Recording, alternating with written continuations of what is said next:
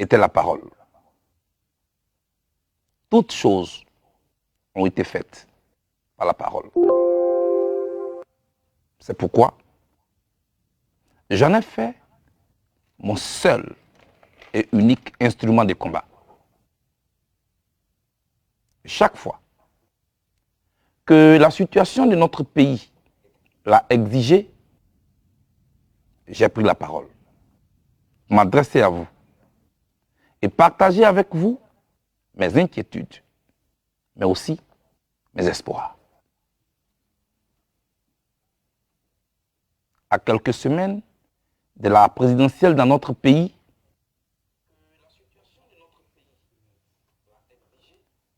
je suis là devant vous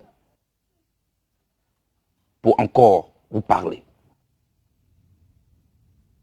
Chers amis, a-t-il besoin de vous dire que une élection, normalement, est conçue pour être un rendez-vous citoyen? Mais cette élection, qui normalement est conçue pour être un rendez-vous citoyen, est malheureusement devenue dans notre pays un rendez-vous avec la mort, un rendez-vous avec la violence. C'est pourquoi je suis devant vous. Cette fois-ci, non pas seulement pour m'adresser aux Ivoiriens, je vais franchir le cap. Je vais franchir le cap. Et vous voyez que je n'ai pas de discours. Parce que je vais vous parler franchement. Je vais vous parler du fond de mon cœur.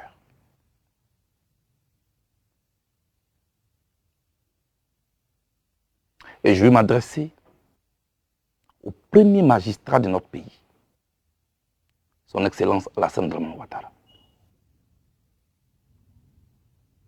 Ensuite, je m'adresserai aux 3 candidats qui, en plus de lui, ont été retenus pour compétir pour le 31 octobre 2020.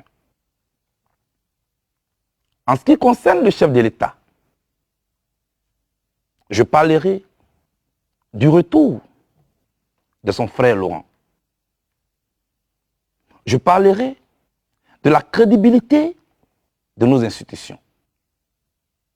Je parlerai de sa décision d'être candidat aux élections de 2020, contrairement à ce qu'il avait déjà affirmé le 5 mars dernier. Et je parlerai des élections elles-mêmes. Concernant le retour de Laurent, son frère, je vais parler du président Laurent Gbagbo. Voyez-vous, Monsieur le Président, je m'excuse d'abord auprès de vous parce que je respecte l'institution. J'ai été dans la rue pendant des années pour que les institutions de mon pays soient respectées. Je serai donc le dernier à manquer de respect aux institutions de mon pays.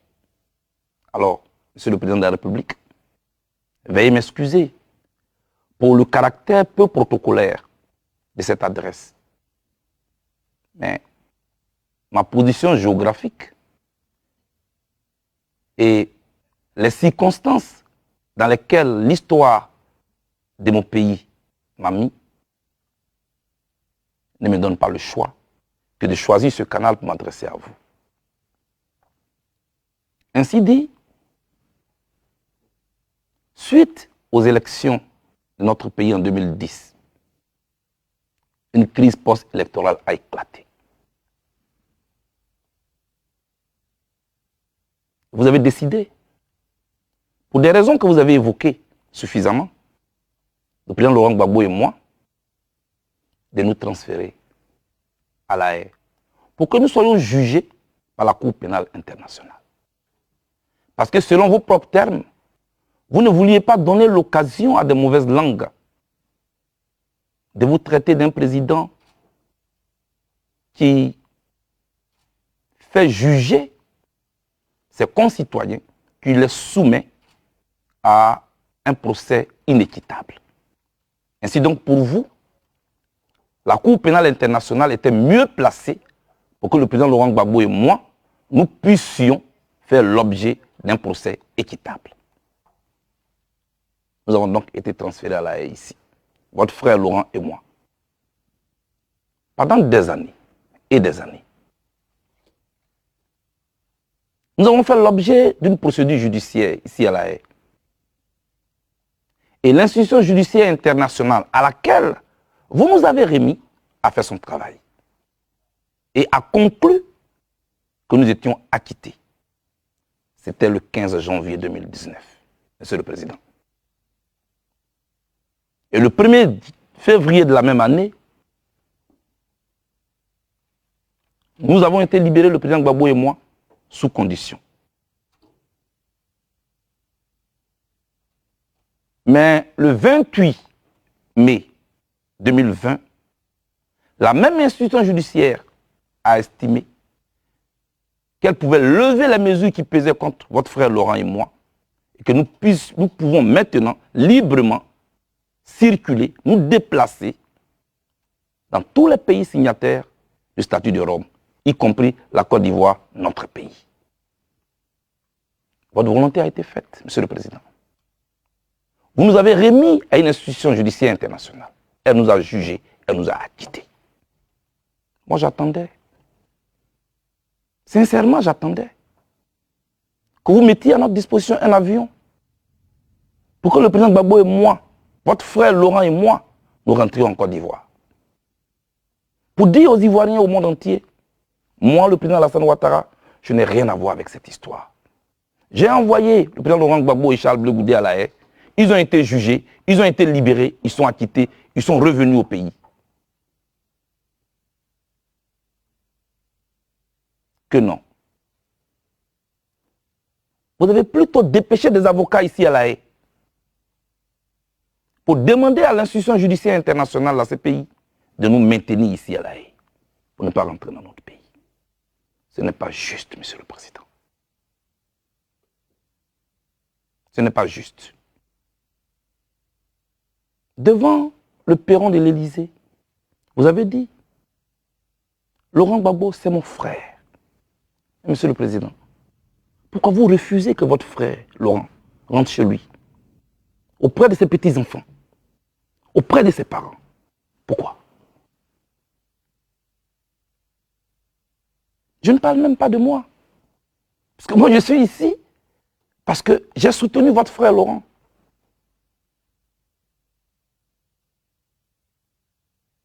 C'est la première fois de mémoire que moi, je vois un État agir ainsi.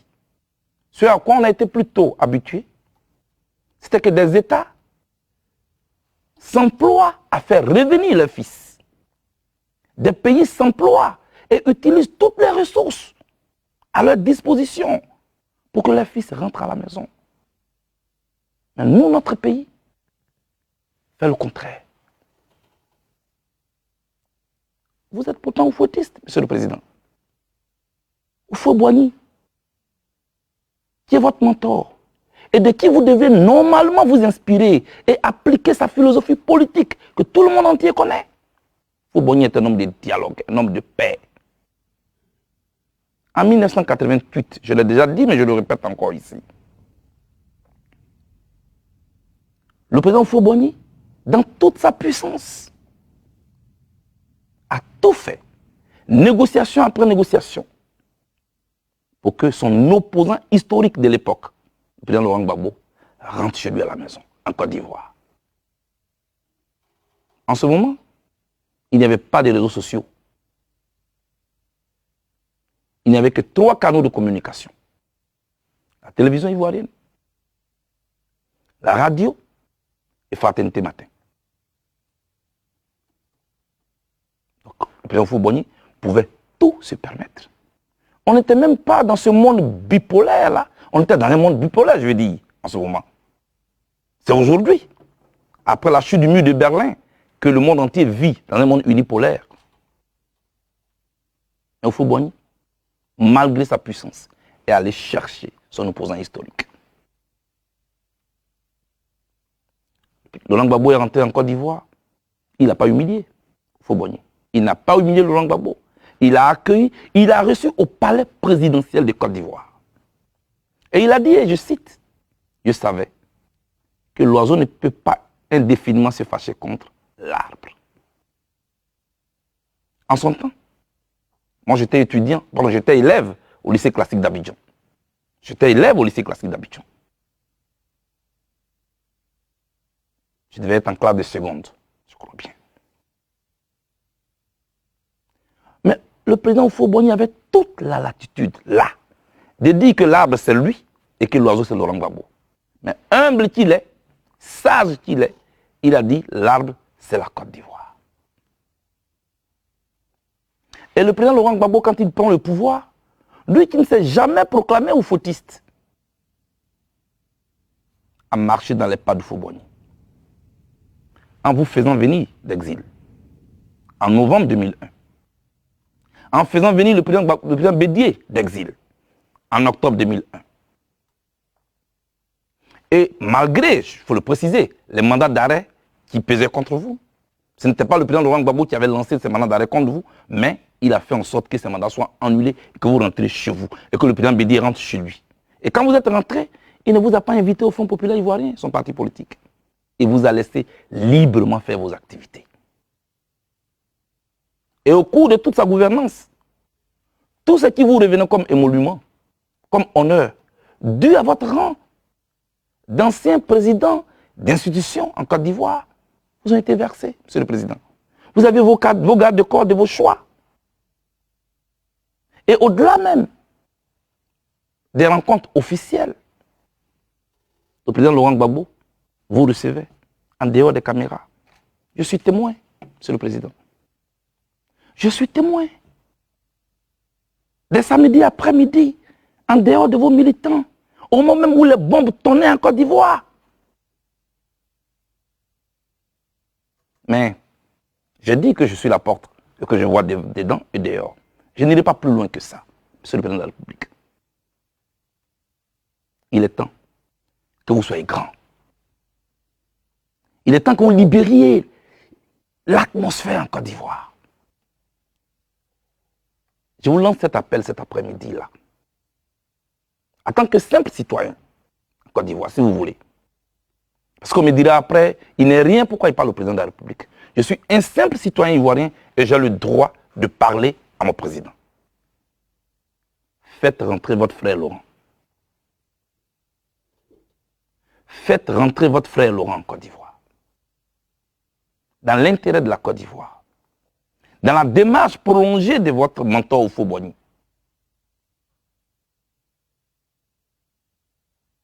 Monsieur le Président, voilà ce que je voulais dire en ce qui concerne le retour de votre frère Laurent, à qui vous refusez même un simple passeport. Ce qui ne vous a pas fait. Que devons-nous retenir de votre passage à la tête de l'État de Côte d'Ivoire? Que vous avez humilié Laurent Gbagbo, que vous l'avez écrasé. Mais cela ne vous apportera rien d'autre que la colère de ses partisans. Et c'est dans ces circonstances-là, Monsieur le Président de la République, que le Conseil constitutionnel publie la liste des candidats retenus. C'est mon deuxième point dont je voulais vous parler. 4 candidats sont retenus. Vous-même, le président Aimé Henri Konan Bédié, le premier ministre Afin Guessan et mon ami et frère Kakabé.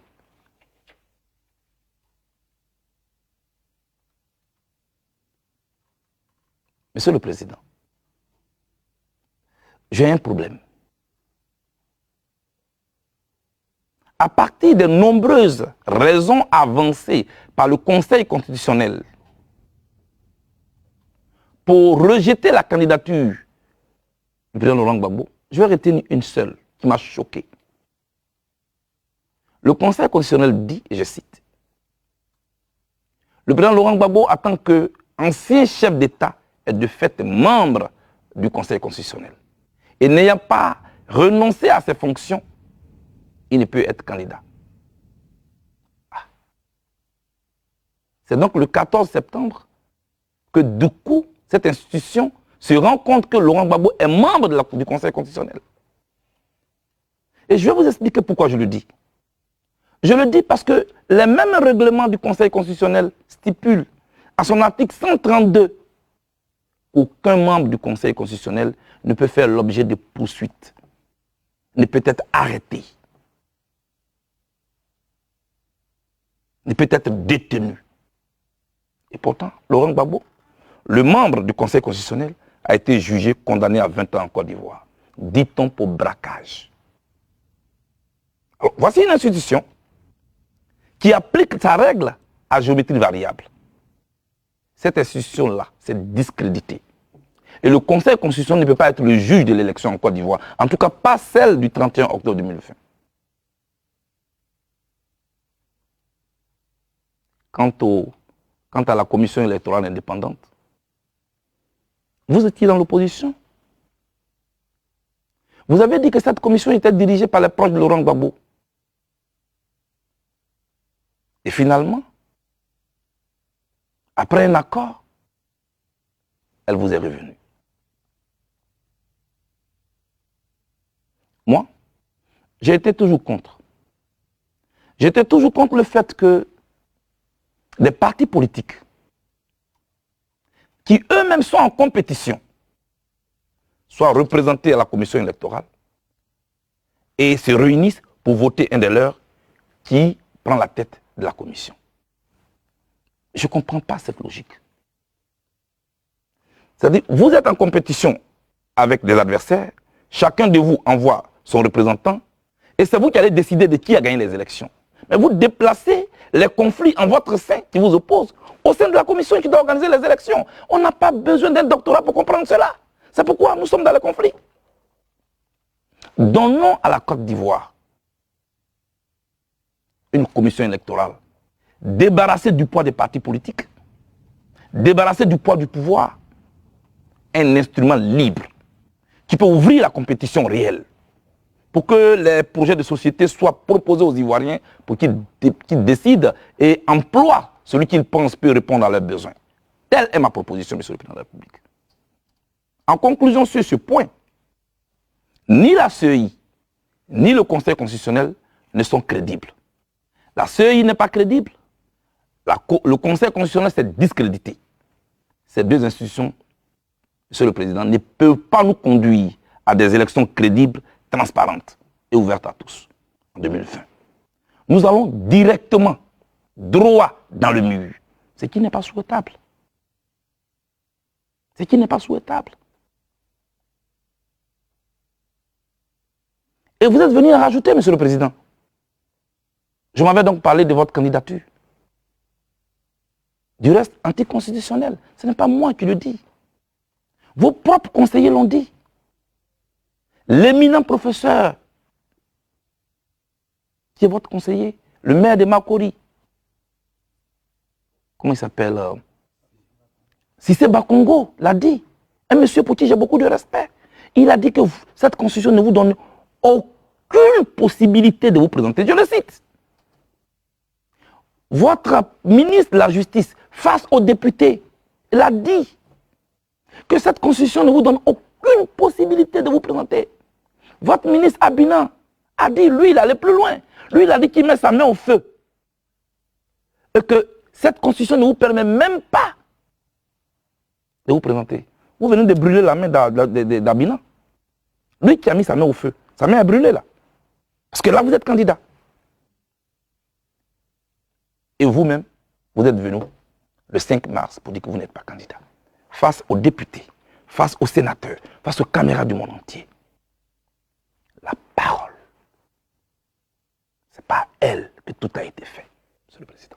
J'ai commencé cette allocution par dire qu'au commencement était la parole.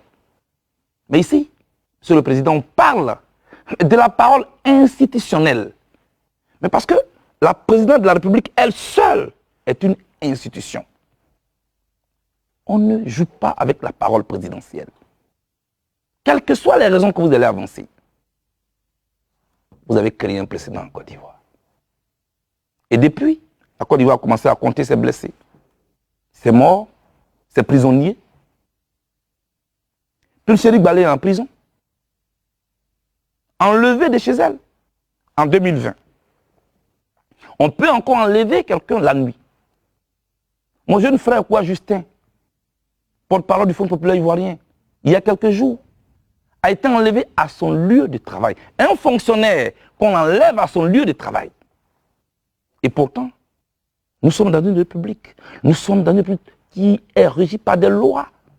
On peut envoyer une convocation à quoi, Justin, à bonne et due forme. Il prend un avocat, il répond. Est-ce que c'est cette république que vous avez voulu construire? C'est pourquoi votre candidature pose un problème. Et moi, je pense qu'il n'est pas encore tard. Il n'est pas encore tard. Vous pouvez encore la retirer. Je vous le demande. L'opposition ivoirienne vous le demande. Des institutions vous le demandent.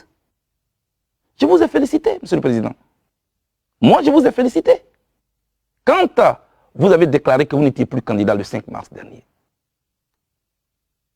le président Macron vous a félicité.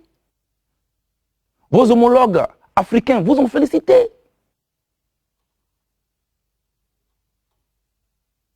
Vous n'êtes pas obligé d'avancer vers l'abîme. Parce qu'en définitive, qu'est-ce que vous nous léguez?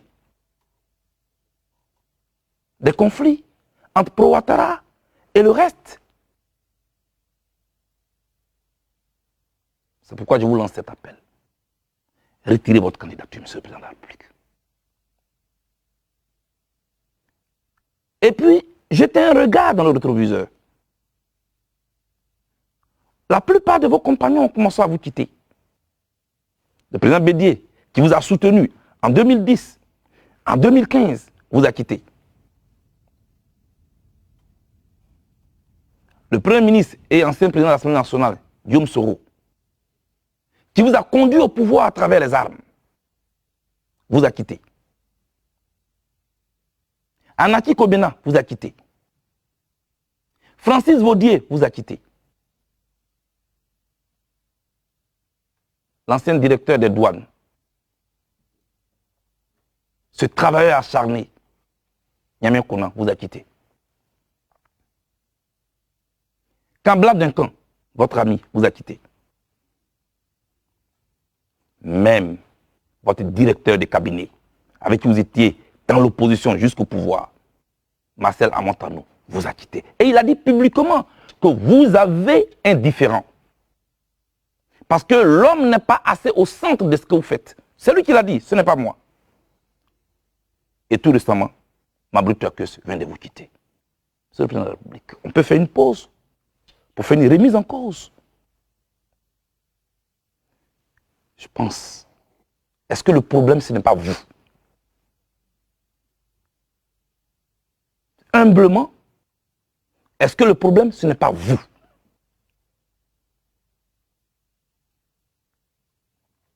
Et c'est dans toute cette atmosphère-là que vous voulez, coûte que coûte, nous conduire aux élections. Et vous avez déclaré, lors de votre investiture au stade Félix Houphouët-Boigny, que les opposants sont des peureux. C'est-à-dire vous traitez une partie de vos concitoyens de peureux. Certains ont peut-être été choqués, moi pas.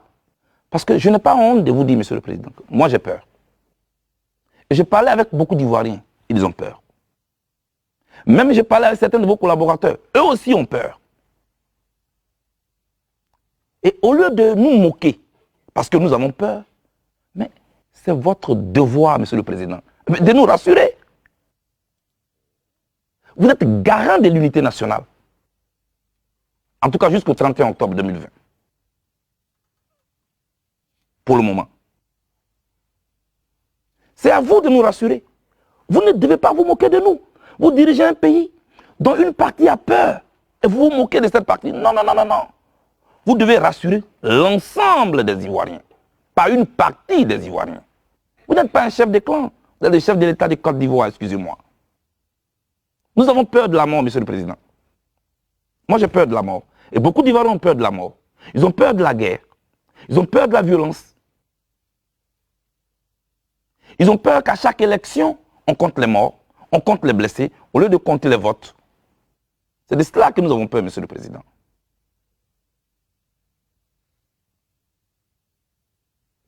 Vous savez, que moi j'ai grandi au village. Hein. Mon grand-père m'a dit qu'on ne se perd pas 2 fois dans une même forêt.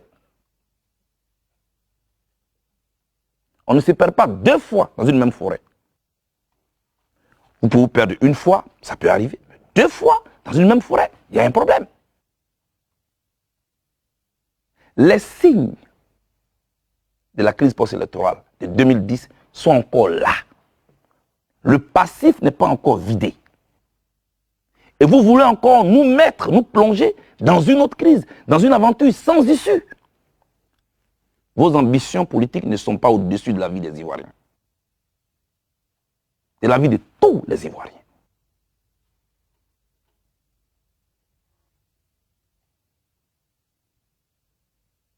On ne peut pas aller aux élections dans ces conditions-là. Moi, je n'ai aucun moyen pour empêcher ces élections. Aucun.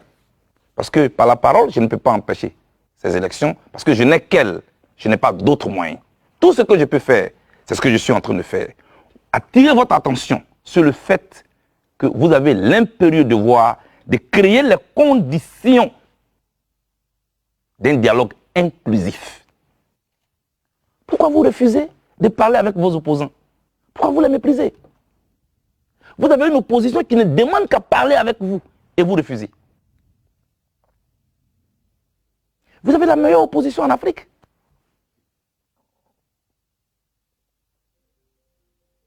C'est pourquoi moi je vous demande, Monsieur le Président, d'accepter l'appel que je m'avais vous lancé.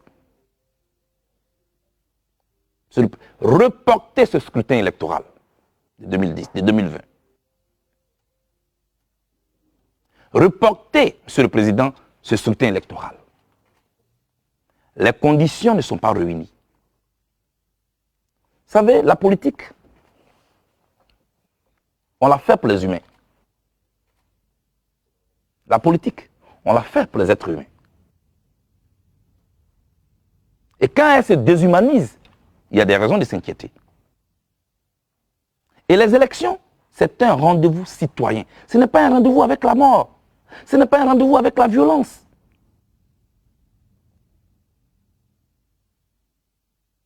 Vos partisans sont contents, c'est vrai.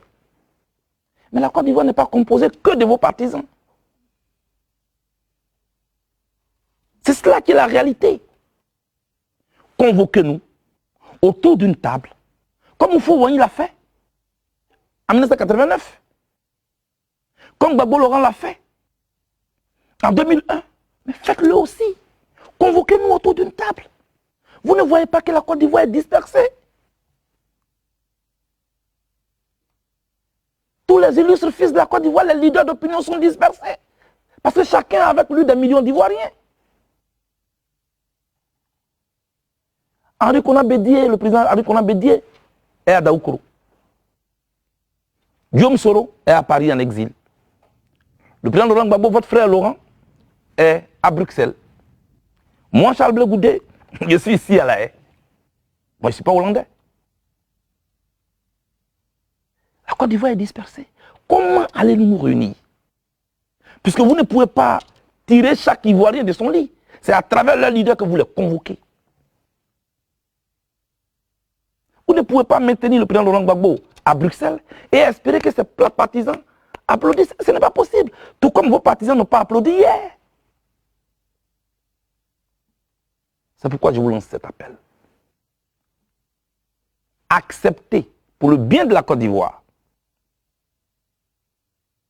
de reporter ce scrutin du 31 octobre 2020. Mettre ce report-là à profit, avec humilité, pour organiser un dialogue inclusif. Ceux qui viendront vous dire que accepter un tel report est une reculade et une faiblesse, vous trompent.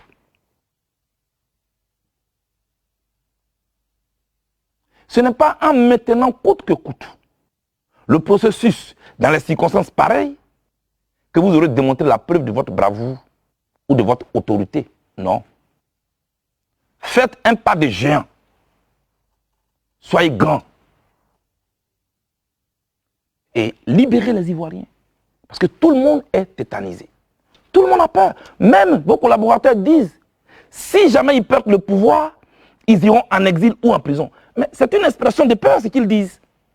Eux aussi.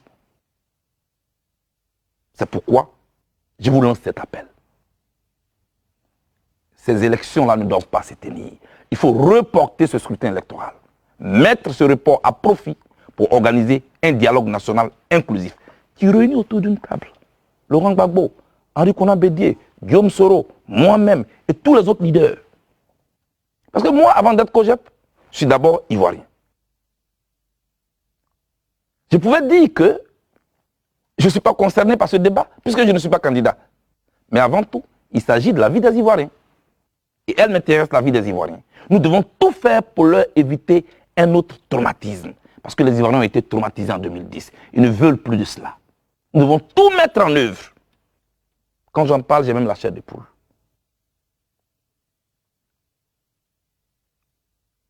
Les Ivoiriens n'ont plus besoin d'une autre crise, Monsieur le Président. Et les pauvres militaires, et les pauvres policiers, et les pauvres gendarmes, ils sont en alerte. Parce qu'ils peuvent avoir une attaque, parce qu'ils peuvent avoir un coup d'État. Les gens vont se reposer un peu. Ils peuvent aussi se reposer un peu. On peut faire les choses autrement, en nous mettant d'accord. Parce que là où il y a plusieurs groupes de personnes, où il y a des entités privées politiques différentes, il y a toujours, Monsieur le Président, des conflits d'intérêts. Parce qu'il y a toujours plusieurs intérêts. C'est pourquoi on crée le consensus. C'est-à-dire ce processus de recherche d'un accord minimum. C'est à cela qu'on vous appelle, pas à autre chose. Et l'accepter n'est pas une faiblesse. Voilà mon appel que je voulais vous lancer. En conclusion, sur ce point, Monsieur le Président, faites revenir en Côte d'Ivoire votre frère Laurent. Votre frère Laurent était ici quand sa mère est décédée. Votre frère Laurent a envie de voir aussi ses petits-fils. Au-delà de la politique, c'est un être humain. Il vous a donné tous les honneurs. Je suis témoin. Ne faites pas ça à votre frère Laurent. C'est vous qui l'avez appelé votre frère devant tout le monde. Ce n'est pas moi. On ne traite pas un frère ainsi. Je ne parle même pas de moi. Parce que moi, je suivrai Laurent. Moi, je l'ai toujours dit. Si vous faites rentrer Laurent, moi, je suis avec Laurent. Ah oui, oui. Laurent ne me laissera pas ici.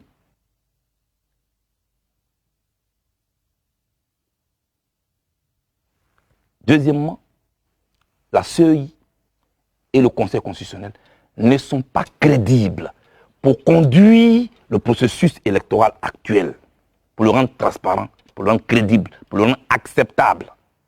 L'Union européenne vous l'a dit encore hier. Et vous avez dit que la solution au problème de la Côte d'Ivoire ne se trouve ni à New York, ni à Paris, mais se trouve à Abidjan. Alléluia. Si la solution ne se trouve pas à New York, qu'elle ne se trouve pas à Paris, Monsieur le Président, c'est votre responsabilité de faire en sorte que les fils et les filles de la Côte d'Ivoire trouvent eux-mêmes la solution à leurs problèmes. Mais sous votre houlette, parce que pour le moment, c'est vous le chef de l'État de la Côte d'Ivoire. Voilà la vérité. Au moins, on est d'accord que la solution n'est pas à New York. C'est ce que nous avons dit depuis. Hein. Moi, c'est ce que j'ai dit depuis. Et vous venez de nous rejoindre. C'est un pas. On est au moins d'accord là-dessus. Voilà ce que je voulais donc vous dire, Monsieur le Président, en ce qui concerne ce point-là. Les Ivoiriens vous regardent, le monde entier vous regarde, et nous attendons que vous posiez le pas qui sauve la Côte d'Ivoire. Je m'en vais maintenant m'adresser aux autres candidats, puisqu'on parle d'élection. Je veux parler de l'ancien président Henri Konan Bédié. Je veux parler de l'ancien Premier ministre Pascal Affi-N'Guessan. Je veux parler de M. Konan Kwaku Bertin, Kakabe, mon ami. Moi, je vous félicite parce que vos candidatures ont été retenues. C'est bien. C'est vous qui êtes maintenant habilité, en tout cas selon ce conseil constitutionnel discrédité, c'est vous qui êtes habilité à porter notre voix.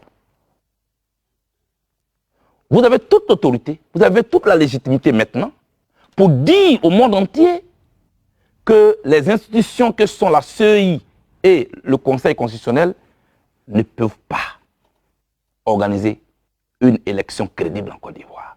Et je voudrais donc engager votre responsabilité. Le peuple de Côte d'Ivoire vous regarde. Dites au monde entier que là où règne l'injustice et l'intolérance, on ne peut pas avoir d'ordre. Dites au monde entier que vous êtes des candidats, mais que les Ivoiriens ont peur. Je ne vous demande pas de boycotter une élection. C'est pas ce que je suis en train de dire. Mais de sensibiliser les partenaires de la Côte d'Ivoire et même le pouvoir actuel que ces élections ne peuvent pas avoir lieu. Vous aurez rendu service à la Côte d'Ivoire. Mais parmi vous, celui à qui je vais particulièrement m'adresser, parce que je suis de la même génération que lui, parce que c'est mon ami, parce que c'est mon frère, parce qu'il m'a visité ici à La Haye au moment où personne ne voulait venir ici, c'est Kakabé. Frère, félicitations parce que ta candidature a été retenue. Mais, tu sais, nous sommes d'une génération de rupture. Nous sommes d'une génération qui ne soutient jamais une cause qu'elle ne partage pas. Et tu sais que notre génération n'a jamais eu la chance de goûter aux délices d'une cérémonie de passation de charges entre un président élu et un président sortant, pacifiquement. Comme ça s'est fait au Ghana, au Sénégal. Et je sais que toi et moi, on en souffre. Aujourd'hui, je me réjouis que parmi nos aînés, on a au moins un des nôtres. Porte notre voix, chers frères. Porte notre voix. Et je sais que tu as toujours su te mettre du bon côté de l'histoire. Mets-toi du bon côté de l'histoire, chers frères. Ta voix porte. Nous avons été à la même école d'éloquence. Nous avons fait la même université. Malgré le fait que tu es PDC-RDA et que je suis de gauche, et pro-Gbagbo, nous avons toujours pensé à la Côte d'Ivoire. Et je sais que tu aimes la Côte d'Ivoire. Dis au monde entier que le passif de l'élection de 2010 n'a pas encore été vidé. Et que les conditions ne sont pas réunies pour aller à ces élections-là. Certains sont venus me dire, mais ton ami, je leur ai dit, laissez mon ami tranquille. Parce que je sais que tu vas porter notre voix. Chers frères, comme on le dit très bien, l'histoire te regarde. L'histoire te regarde. Moi, je te félicite. Parce que tu es retenu. Et tu es dans une bonne position où tu peux parler. Et que ta voix peut porter. Parce que tu compétis aussi. Mais est-ce que cette compétition-là, elle remplit les conditions? On n'organise pas une élection pour créer des problèmes. Une élection est un rendez-vous citoyen. J'ai donc fait le tour, chers amis ivoiriens. Et moi, j'ai choisi la vie et j'ai choisi le report des élections. J'ai choisi la paix sociale en Côte d'Ivoire. J'ai choisi le report. Rejoignez-moi.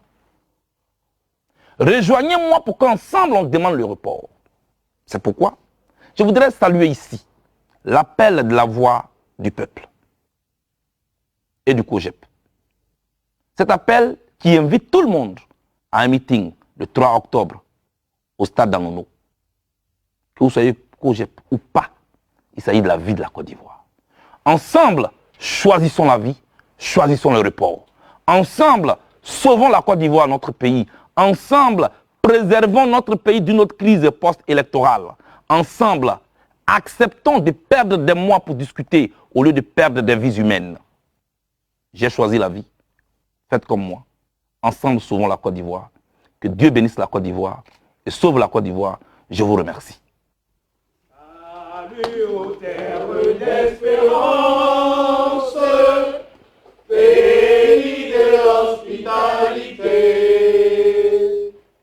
Les gens remplis de vaillance ont relevé ta dignité. Tes fichères Côte d'Ivoire, fiers artisans de ta grandeur, tous rassemblés pour ta gloire, te bâtiront dans le bonheur.